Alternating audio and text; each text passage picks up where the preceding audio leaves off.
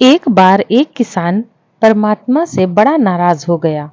कभी बाढ़ आ जाए, कभी सूखा पड़ जाए, कभी धूप बहुत तेज हो जाए, तो कभी ओले पड़ जाए। हर बार कुछ न कुछ कारण से उसकी फसल थोड़ी खराब हो जाए। एक दिन बड़ा तंग आकर उसने परमात्मा से कहा, देखिए प्रभु, आप परमात्मा है, लेकिन लगता है आपको खेती बाड़ी की ज्यादा जानकारी नहीं है। एक प्रार्थना है कि एक साल मुझे मौका दीजिए, जैसा मैं चाहूँ वैसा मौसम हो, फिर आप देखना मैं कैसे अन्न के भंडार भर दूंगा।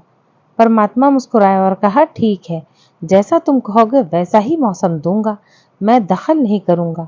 किसान ने गेहूं की फसल बोई।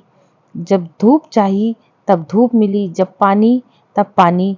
तेज धूप, ओले, बाढ़, आंधी से तो उसने आने ही नहीं दिया। समय के साथ फसल बढ़ी और किसान की खुशी भी, क्योंकि ऐसी फसल तो आज तक नहीं हुई थी। किसान ने मन ही मन सोचा, अब पता चलेगा परमात्मा को कि फसल कैसे करते हैं। बेकार ही इतने बरस हम किसानों को परेशान करते रहे। फसल काटने का समय भी आया। किसान बड़े गर्व से फसल काटने गया, लेकिन जैसे ही फसल काटने लगा, एकदम से छाती पर हाथ रखकर बैठ गया। गेहूं की एक भी बाली के अंदर गेहूं नहीं था। सारी बालियां अंदर से खाली थीं। बड़ा दुखी होकर उसने परमात्मा से कहा, प्रभु, ये क्या हुआ? तब परमात्मा बोले, ये तो होना ही था। तुमने पौधों को संघर्ष का जरा सा भी मौका नहीं दिया। न तेज धूप में उनको तपने दिया, न आंधी ओले से जूझने दिया। उनको किसी प्रकार की चुनौती का एहसास जरा भी नहीं होने दिया। इसीलिए सब पौधे खोखले रह गए। जब आंधी आती है, तेज बारिश होती है, ओले गिरते हैं, तब पौधा अपने बल ही खड़ा रहता है।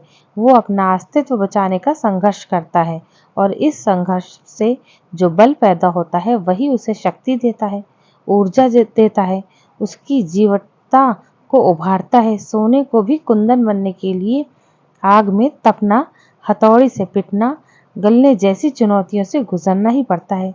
तभी उसकी स्वर्णिम आभा उभरती है, उसे अनमोल बनाती है। उसी तरह जिंदगी में भी संघर्ष ना हो तो, चुनौती ना हो तो आदमी खोखला ही रह जाता है। उसके अंदर कोई गुण नहीं आ पाता। ये चुनौतियां ही हैं जो आदमी रूपी तलवार को धार देती हैं, उसे सशक्त और प्रखर बनाती हैं।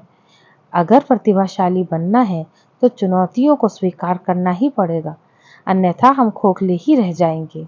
अगर जिंदगी में प्रखर बनना है तो प्रतिभाशाली बनना है, तो संघर्ष और चुनौतियों का सामना तो करना ही पड़ेगा।